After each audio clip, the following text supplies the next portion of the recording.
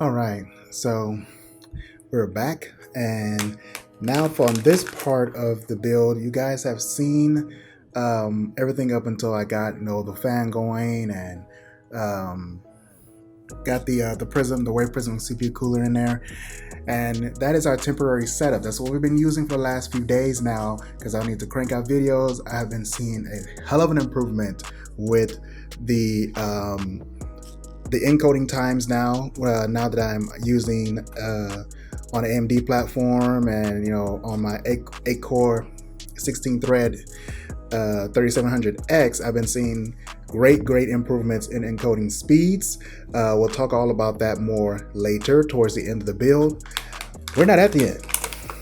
Now, this is the water cooling stage. What the hell just dropped? So this is the Bykski RGB CPU block. Take a look at that. You see he already has a plug right here. This is just to power the lights, but there is an adapter cord here that's supposed to help us get the RGB effect going. For gigabyte boards, this is compatible with Aura, which you find in Corsair, Asus, and other boards. And for gigabyte though, it's RGB Fusion. I will reserve my rants about the software that Gigabyte is using for their supposed great RGB Fusion or whatever. I'll reserve my rant for later on that. But for now, it is compatible with RGB Fusion as well, which is what we use to control RGBs. So it's a great looking block, not bad at all.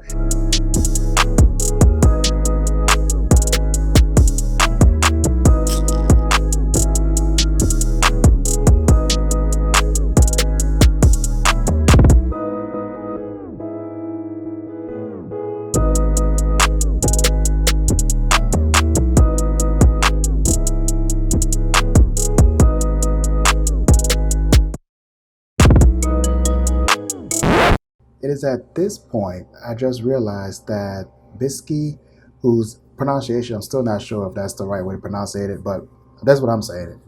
Bykski pretty much uses the same backplate as the stock AMD coolers.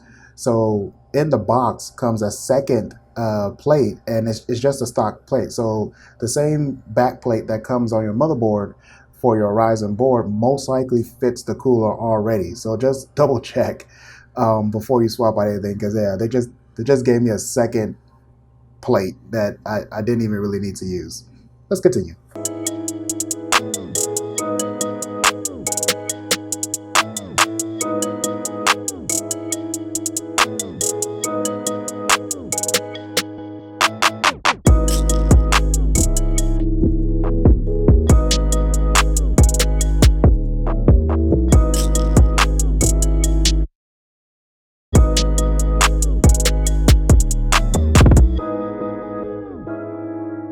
I finally got the rigid tubing into the build. The CPU block is on. This is our final step for now. So I just want to talk to you guys a little bit about my experience going through this upgrade. I used some Black Friday deals in order to get some of the parts, but my deals I used were kind of towards the beginning of the month when Black Friday was already starting in a lot of stores. Not necessarily the Black Friday that just passed, the actual Black Friday and the deals you saw there. There's a couple of reasons for why I didn't wait for that. One of them, and kind of a big one, was just I didn't want to wait all the way till now just for maybe a few bucks off of the parts that I wanted. That wasn't really worth the wait, and I really needed to get the parts in so I can actually get it built in time in order to actually do this whole thing. Like I said, this was a 2-week endeavor to get patients upgraded, get the Sandy Bridge equipment out of the computer and get Ryzen in there. So it took me some time to actually get this upgrade done. There's definitely some pitfalls, some setbacks. All of that would have pretty much ruined me getting this out in time before Cyber Monday. So yeah, I'm kind of glad that I did not wait. And here we are. The rigid tubing. My rigid tubing is actually the Bitsbauer. The Bitspower multi-link tubing that you usually used to see all the time in between SLI and Crossfire setups, which no one really does much of anymore unless they're just trying to blow money.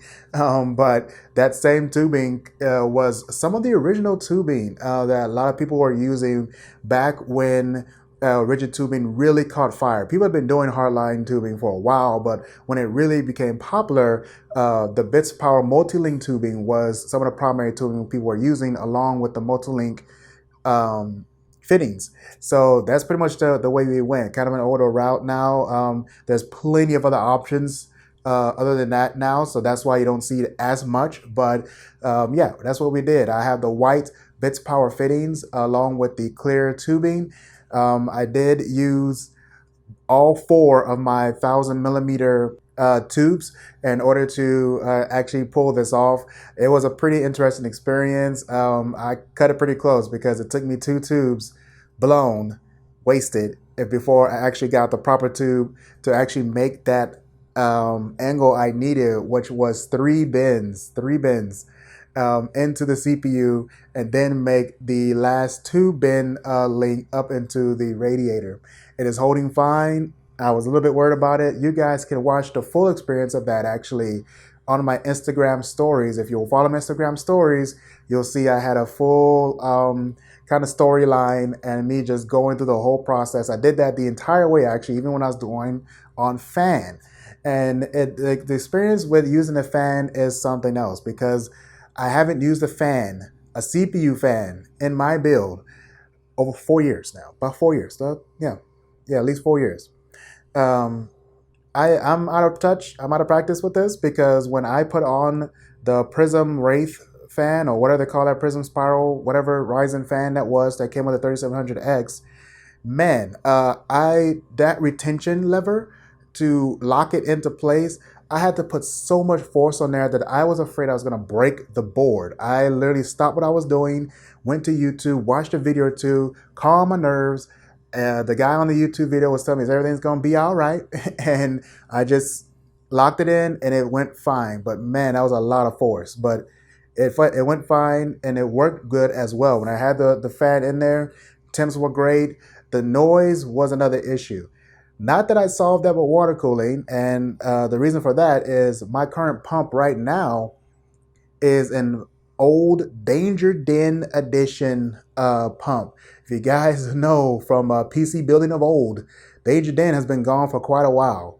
This was one of their pumps that they sold. Phobia now sells the same pump, but in a PWM version, which would have been great for right now, because Danger Dens didn't have a PWM. It just ran full on 12 volts in the system. And that's what I'm doing right now. And I don't have a fan control like I did back then when I first bought it. So I have one coming in, and there's no room in my build for a fan controller in the front.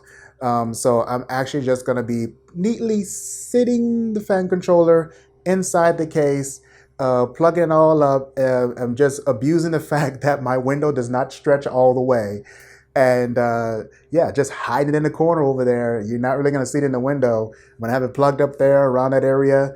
And I'm just going to turn the pump down back to like 10 volts or something. It needs 8, I think, to start. So I'm going to turn it back down to low to where it's not rumbling anymore and making such a loud buzzing noise in my ear, which is kind of annoying the crap out of me. Another note to note is that all my parts is down below in the description. So if you want to check them out, check them out. A lot of them are still on deals right now, like the 3700X, which will still be on an even more even better deal than where I got it from when I got it at. So check out those deals. A lot of the Ryzen parts, motherboards, and CPUs are all having some pretty good deals right now. You should definitely check those out. Like I said, my Amazon links for everything will be down below. If I do find any better deals from other places, I will put them down below in the description box as well. So I did a test stream on my Twitch channel. I don't expect anyone to go over there. I'm not really going to be streaming on Twitch when I actually do start gaming with you guys. It's going to be right here on YouTube. But I have, of course, a Twitch account. I use that for some test streams. I did a test stream. Everything ran fine using my OBS. I haven't opened up that thing in so long. So it's going to be great. So when streaming starts, we're just going to be streaming some random games for now, or anything I find interesting, or maybe just chatting, whatever it may be. We'll be starting streaming hopefully towards the end of December, towards the mid in December. If I'm not so lucky, then it's probably going to start off right at the top of the year in January. As far as my experience with patients, and has it actually benefited my workflow at all? I'm now went down from an hour minimum to few hours, several hours to encode my 4K videos, depending on how Adobe Premiere feels, to no more than 20 minutes for a 15-minute 4K video. And for your average 6-minute video, it takes me about 7 or 8 minutes. Max, again, about 10 minutes. So pretty much now I went down from hours to just minutes for encoding my videos, which is really, really great. I was literally leaving my system encoding all night sometimes because Adobe Premiere just didn't feel like using all my CPU power. So instead of encoding in 1 hour, it encoded in 6 hours. Sometimes it'd be like that, and I just got tired of fighting with my application in order to get back to that 1 hour window and for it to actually use all my cores. That's a whole separate rant and topic. I am looking at other applications to use besides Premiere. I might have to jump over to DaVinci. We will see. Honestly, I might have to jump over to DaVinci because of the cost of Adobe in general is quite high. I'm paying like $60 a month for that thing. That's $600 some a year I'm paying for the Adobe Suite package. And honestly, it's just not worth it. But I'm not going to extend this video on any much longer than that. I just wanted to show you guys the clips of the finished build right now where Patience is sitting at. There's definitely more updates to come for that system and more videos in general about, you know, just tech and PC upgrades and building all that. So make sure you subscribe, hang around, and more videos will be coming to you guys. I see you soon. Have a good one. Bye.